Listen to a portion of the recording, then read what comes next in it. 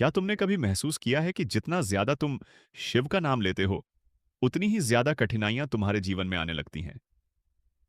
क्या कभी ऐसा हुआ है कि जब तुम सबसे ज्यादा सच्चे मन से पूजा करने लगे, उसी समय तुम्हारे अपने ही लोग तुम्हें समझना बंद कर दें? क्या तुम्हें कभी लगा है कि भगवान शिव शायद तुम्हारी प्रार्थनाएं सुन ही नहीं रहे? या फिर यह भी सवाल मन में आया हो कि क्या कलयुग में शिव भक्त होना ही सबसे बड़ी परीक्षा है? अगर हां, तो आज की यह वाणी तुम्हारे लिए है, क्योंकि आज हम उस सत्य को छूने जा रहे हैं जिसे बहुत कम लोग समझ पाते हैं। कलयुग में शिव भक्तों की परीक्षा होती है, लेकिन यह परीक्षा कैसी होती है, क्यों होती है और किसे होती है, यह जानना हर शिव भक्त के लिए आवश्यक है। इस वीडियो को अंत तक जरूर सुनना, क्योंकि जो ऊर्जा अंत में तुम्हें मिलेगी वह तुम्हारे जीवन का रुख बदल देगी। और अगर चैनल को सब्सक्राइब कर लो ताकि शिव वाणी सीधे तुम्हारे हृदय तक पहुंचे, और कमेंट में लिखो जय शिव शंभू। भक्तों, शिव कभी सीधे परीक्षा नहीं लेते। वह ना तो तुम्हारे सामने आकर पूछते हैं कि तुम कितने बड़े भक्त हो, ना ही कोई लिखित इम्तिहान लेते हैं। शिव की परीक्षा जीवन के भीतर होती है। शिव की परीक्षा तुम्हारे धैर्य में होती है। शिव की परीक्षा तुम्हारे मौन में होती है। और सबसे बड़ी बात, शिव की परीक्षा तब शुरू होती है जब तुम यह सोचने लगते हो कि अब सब ठीक हो। जाना चाहिए, कलयुग में शिव भक्तों की पहली परीक्षा होती है अकेलेपन की। जब तुम संसार की भीड़ में होते हुए भीतर से अकेले महसूस करने लगते हो, जब तुम्हारी सोच, तुम्हारी साधना, तुम्हारा संयम दूसरों को अजीब लगने लगता है, तुम शराब से दूर रहते हो, लोग तुम्हें कमजोर समझते हैं। तुम छल से दूर रहते हो, लोग तुम्हें मूर्ख कहते हैं। तुम अजीब लगने लगता है, सत्य बोलते हो, लोग तुम्हें कठोर मान लेते हैं। और उसी समय तुम मन ही मन पूछते हो, महादेव, क्या यही तुम्हारी भक्ति का फल है? भक्तों, यहीं से परीक्षा शुरू होती है। शिव भक्त का मार्ग हमेशा अकेला रहा है। कैलाश पर शिव अकेले बैठे हैं। श्मशान में शिव अकेले ध्यान करते हैं। नंदी भी द्वार पर है, भीतर नहीं। यह अकेलापन कोई सजा नहीं है, यह एक संकेत है। संकेत कि शिव तुम्हें भीड़ से अलग कर रहे हैं, क्योंकि भीड़ में चलने वाले भक्त नहीं होते। भक्त वह होता है जो सत्य के साथ खड़ा रहे, चाहे वह अकेला ही क्यों ना हो। कलयुग में दूसरी परीक्षा होती है अपमान की। तुम्हें बिना कारण अपमानित किया जाएगा। तुम्हारे कर्मों पर प्रश्न उठेंगे।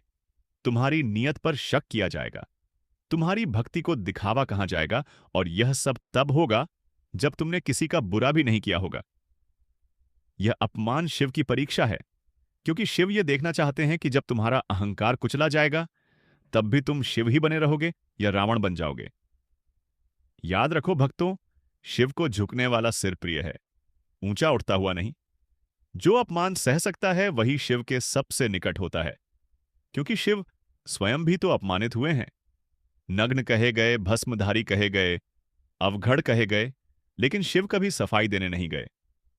उन्होंने मौन चुना, और मौन ही उनकी सबसे बड़ी शक्ति बना। तीसरी परीक्षा होती है विलंब की। तुम प्रार्थना करते हो, लेकिन उत्तर तुरंत नहीं मिलता। तुम व्रत रखते हो, लेकिन संकट खत्म नहीं होता। तुम नाम जप करते हो, लेकिन परिणाम दिखाई नहीं देता, और यहीं पर मन टूटने लगता है। यहीं पर भक्त सोचता है कि शायद मेरी भक्ति अधूरी है। लेकिन भक्तों, विलंब अस्वीकार नहीं होता। विलंब का अर्थ है परिपक्वता। शिव जानते हैं कि अगर तुम्हें वह चीज समय से पहले दे दी जाए, तो तुम उसे संभाल नहीं पाओगे। इसीलिए वह तुम्हें पहले भीतर से मजबूत करते हैं। जैसे मिट्टी को पकाए बिना मूर्ति नहीं बनती, वैसे ही आत्मा को तपाए बिना वरदान नहीं मिलता। शिव का हर विलंब एक छुपा हुआ वरदान होता है। चौथी परीक्षा होती है संबंधों की। कलयुग में जब कोई शिव भक्त बनता है तो उसके रिश्ते बदलने लगते हैं। कुछ लोग दूर हो जाते हैं, कुछ लोग विरोधी बन जाते हैं, कुछ लोग अचानक ईर्ष्या करने लगते हैं, और भक्त सोचता है, मैं तो शिव की राह पर चला, फिर यह सब क्यों? भक्तों, शिव तुम्हारे जीवन से उन संबंधों को हटा रहे हैं जो तुम्हें बांध रहे थे, जो तुम्हारी चेतना को नीचे खींच रहे थे। शिव का प्रेम बंधन नहीं तोड़ता, पर बंधनों को उजागर जरूर करता है। जो संबंध सत्य पर आधारित नहीं होते, वे शिव की उपस्थिति सहन नहीं कर पाते, इसलिए वे टूटते हैं। और जो टूटता है वही शिव की कृपा से टूटता है। पांचवी परीक्षा होती है भय की। अज्ञात का भय, भविष्य का भय, आर्थिक भय, स्वास्थ्य का भय। और यह भय तब आता है जब तुम शिव पर भरोसा करना शुरू करते हो, क्योंकि शिव चाहते हैं कि तुम यह सीखो कि भरोसा शब्दों से नहीं, समर्पण से आता है। जब सब कुछ छीन जाए तब भी अगर तुम्हारे मुख से नमः शिवाय निकले तो समझो परीक्षा सफल हो रही है। भक्तों, कलयुग में शिव भक्तों की सबसे कठिन परीक्षा होती है विश्वास की। जब सब कुछ विपरीत होता है तब भी शिव पर विश्वास बनाए रखना। जब तर्क कहे कि यह संभव नहीं तब भी मन में शिव को थामे रखना। जब लोग कहें कि छोड़ दो यह भक्ति वक्ति तब भी भीतर से आवाज आए नहीं, यही मेरा मार्ग है। शिव भक्त कभी सुविधाओं से नहीं पहचाना जाता। वह पहचाना जाता है उसके धैर्य से, उसके मौन से, उसके आंसुओं से जो किसी को दिखाई नहीं देते, उसके संघर्ष से जिसे वह मुस्कान के पीछे छुपा लेता है। अगर आज तुम्हारा जीवन कठिन है तो समझ लो तुम शिव की दृष्टि में हो। अगर आज तुम्हें तोड़ा जा रहा है तो समझ लो तुम्हें गाढ़ा जा रहा है। क्योंकि शिव कभी साधारण आत्मा पर समय व्यर्थ नहीं करते। जिसे चुनते हैं उसी को तपाते हैं। यह तो केवल शुरुआत है भक्तों। अभी शिव की और भी परीक्षाएं हैं और उन परीक्षाओं के पीछे छुपी है वह कृपा जिसे शब्दों में बांध पाना आसान नहीं।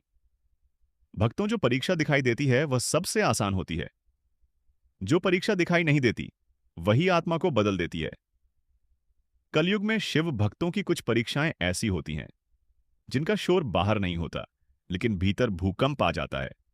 इन परीक्षाओं में ना कोई गवाह होता है, ना कोई सांत्वना देने वाला, सिर्फ भक्त और उसका शिव। और वही तय होता है कि यह भक्ति केवल शब्दों की है या आत्मा की। कलयुग में शिव भक्तों की एक गहरी परीक्षा होती है मौन की। जब तुम्हारे पास कहने को बहुत कुछ होता है लेकिन तुम कहते कुछ नहीं। जब तुम्हारे साथ अन्याय होता है फिर भी तुम प्रतिक्रिया नहीं देते। जब तुम्हें सफाई देने का पूरा अवसर मिलता है लेकिन भीतर से आवाज आती है रुको। यह मौन कमजोरी नहीं है, यह शिव की परीक्षा है। क्योंकि मौन वही साध पाता है जो भीतर से स्थिर होता है। शिव मौन में ही प्रकट होते हैं। जो बोलते बोलते थक जाता है वह शिव को नहीं सुन पाता। दूसरी छुपी हुई परीक्षा होती है करुणा की। जब तुम्हें चोट पहुंचाने वाला व्यक्ति ही तुम्हारी सहायता मांगता है, जब जिसने तुम्हें अपमानित किया वही तुम्हारे सामने असहाय खड़ा होता है, तब शिव यह नहीं देखते कि तुम्हारा तर्क क्या कहता है, वह देखते हैं कि तुम्हारा हृदय क्या करता है। करुणा शिव का स्वभाव है और जो शिव भक्त बनना चाहता है उसे यह परीक्षा देनी ही पड़ती है। प्रतिशोध आसान है, करुणा कठिन है और शिव हमेशा कठिन मार्ग से ही भक्त को ऊपर उठाते हैं। तीसरी परीक्षा होती है शून्यता की। एक ऐसा समय आता है जब ना दुख महसूस होता है, ना सुख, ना भक्ति में रस लगता है, ना संसार में मन जैसे खाली हो जाता है। नाम जब चलता रहा है लेकिन भाव नहीं उठता। पूजा होती है लेकिन आंसू नहीं आते। भक्त घबरा जाता है। उसे लगता है कि शायद वह शिव से दूर हो रहा है। लेकिन सच्चाई यह है कि यही वह अवस्था है जहां अहंकार धीरे धीरे घुलने लगता है। यह शून्यता शिव की गोद है। जहां कुछ भी नहीं बचता वहीं शिव स्वयं बचते हैं। चौथी परीक्षा होती है पहचान की। जब